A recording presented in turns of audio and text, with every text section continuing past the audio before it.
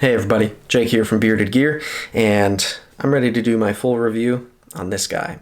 This is my Vero Engineering Fulcrum Mini, or Mini Fulcrum. I don't know which is which. It'll say in the title.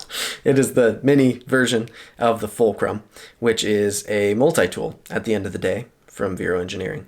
A lot of people would look at this, myself included, a lot of the time, and refer to it as a pry bar, because that is one of the things that it does. This one is designed to be a pry bar, but it does more than that, because on these you have Weehaw bits, and on the end you have a spot to put those bits, and this is actually a driver, and a bit driver, I should say. It won't drive your car for you.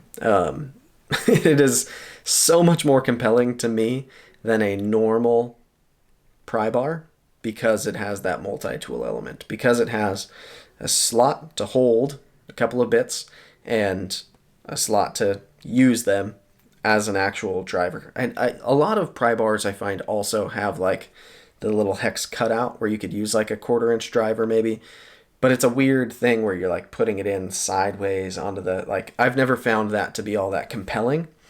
And they also don't usually like store the bits within themselves. You can sometimes get just little bit drivers that hold the bits in them, and that could be a cool thing to have as well. But this also literally is a pry bar and has a pocket clip on it, and like kind of makes a lot more sense to me, if that makes any sense at all. So let's kind of walk through where I'm at with this one, give a little bit of backstory, then I'll just talk about why I've enjoyed this one extra. So I've carried a couple of pry bars in the past. I did specifically spend a week with a Lynch Northwest All Access Pass in my pocket. It was loaned to me, and I made myself carry it for a whole week straight, a week-long carry challenge with it. And I thought it was nice. I thought it carried well, but I never really found myself, like, even when I was looking for things to do with it, just didn't really make all that much sense to have on me. That, if I'm being honest, was before I started carrying a fanny pack. Now I carry a fanny pack pretty much every single day of the week. If I'm leaving the house, my fanny pack is coming with me. It's really like kind of a crossbody sling bag that I can have on front of me or behind me. I've got a video on it. Anyways, with my fanny pack, having a pry bar in there is totally a reasonable use of space. But carrying one in my pocket, I just found was like pretty useless to me. A lot of them have like bottle openers on them as well. I don't drink a lot of glass bottle drinks. I don't drink alcohol, so like I'm not popping open beers all the time. If I have a glass bottle soda, a lot of the time it's a screw off cap, threaded. I don't know.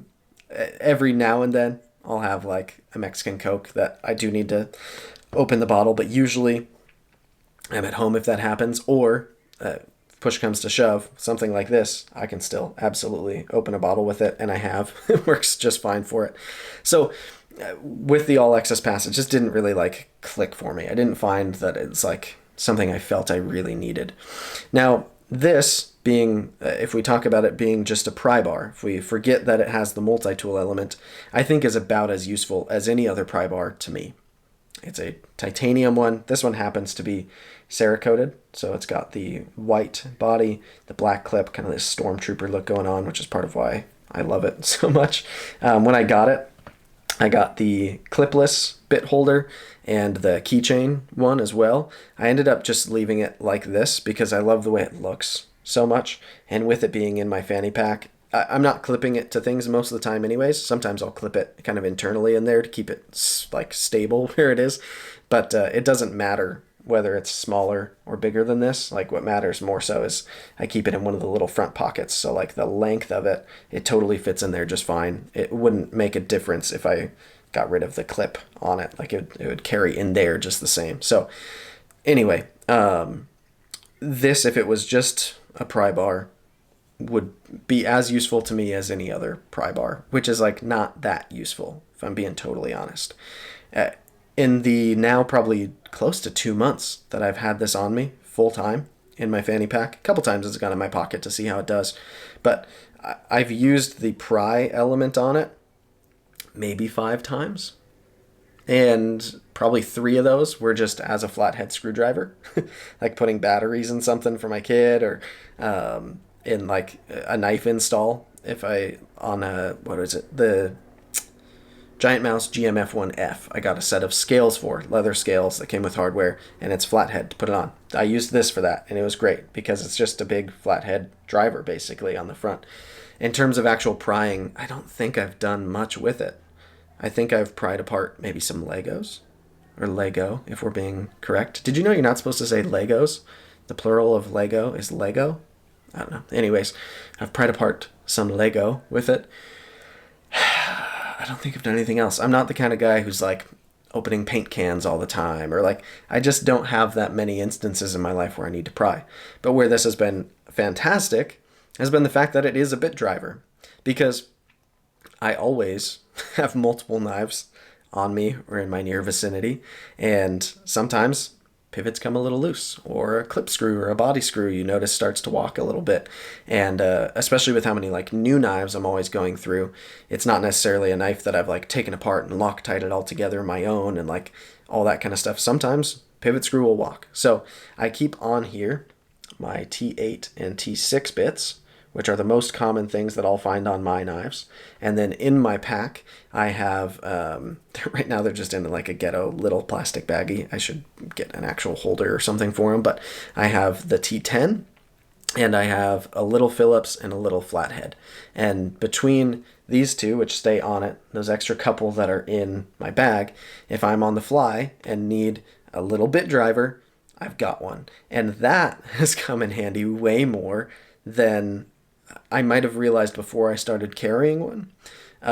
So on my own knives that are in my pocket, if I've got a pivot that's walking or something, it's great to be able to actually tighten it down and not have to worry about like parts falling off of my knife while I'm out and about, right?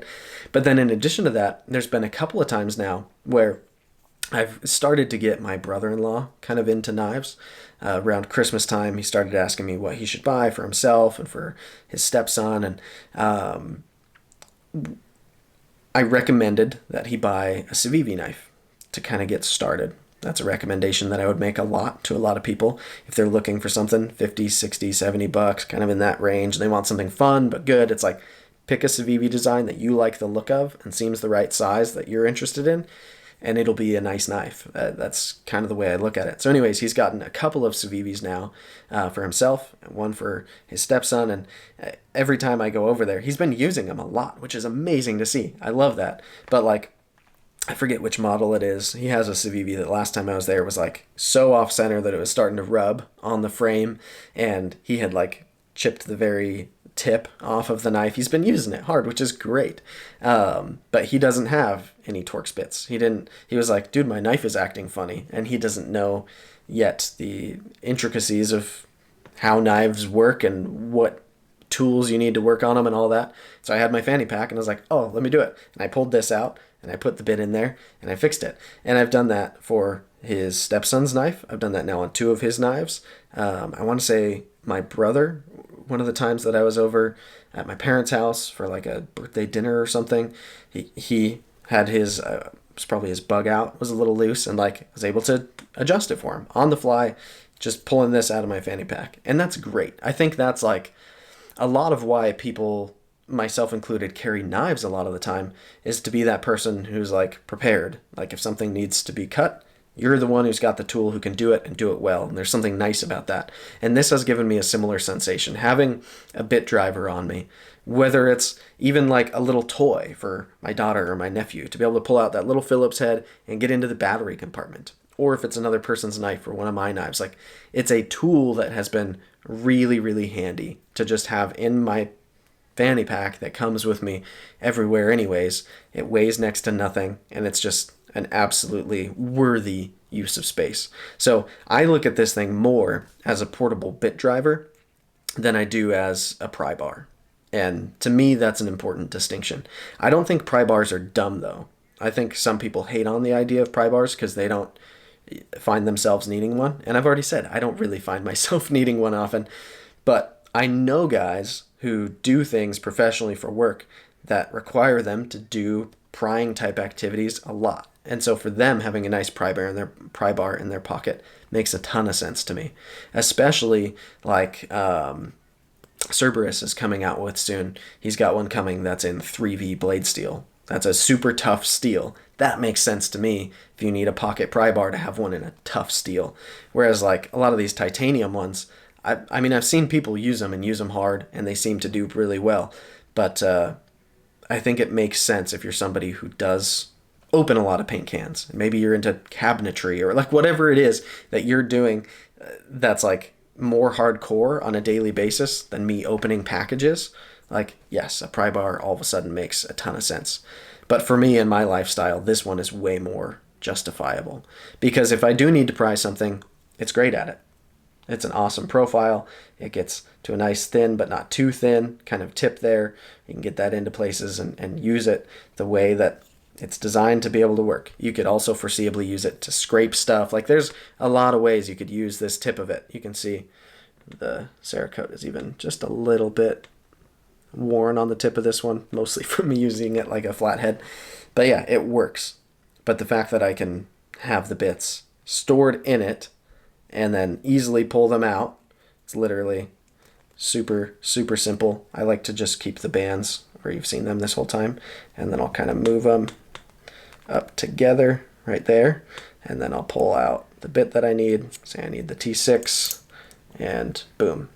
It's magnetically stuck in there, so it retains it well. Not going to fall out or anything. And this thing works super, super well as a bit driver. It's literally designed to work that way.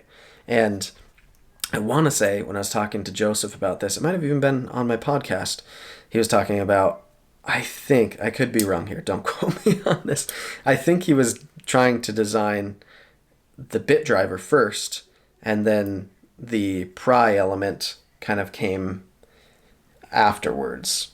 Like adding the pry end on it was the thing that was less, like it wasn't what he set out to do with the project. I think he designed a bit driver and then making it a pry bar seemed to make sense. This is also just the little one. So there's a much bigger, longer version of this that comes, I don't know, like twice as long-ish. And is like maybe more pen sized. So there's a bigger version too if people want a more robust, probably people who are more focused on prying might find that size a little bit advantageous.